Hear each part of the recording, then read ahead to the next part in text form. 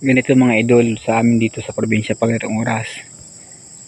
Napakatahimik. Wala kang marinig kundi kuliglig ng mga kuliglig dito sa aming kapaligiran.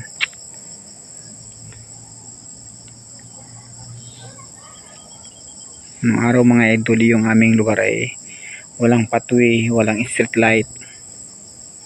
Kaya po sobrang dilim. Ngayon ay ibang iba na. Improvement na po ang aming barangay. May pathways, may street light.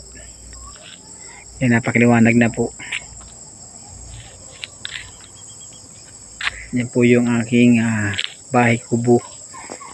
Tapos ko lang maglaban ng mga damit ng mga bata.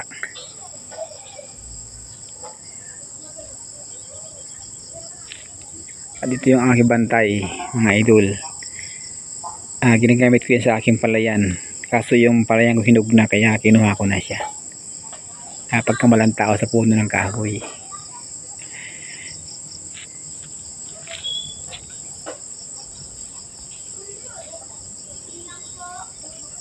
Walang kapitbahay kaya napakatahimik po dito sa aming lugar. Ayan. Walang tao dyan sa lugar na yan. Meron po yun, ayun, sa dulo. Yan, may ilaw na yan. Bahay din po yan sa kabila.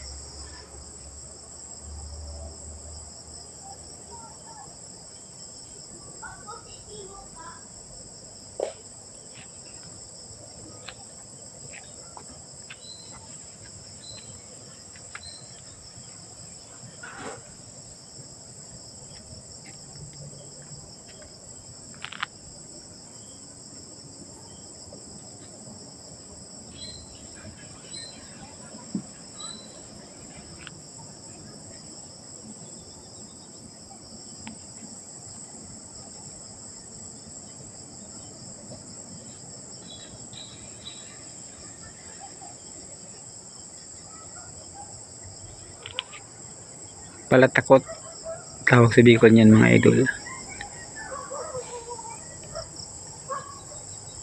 Pang patakot sa mga ibon sa palayan.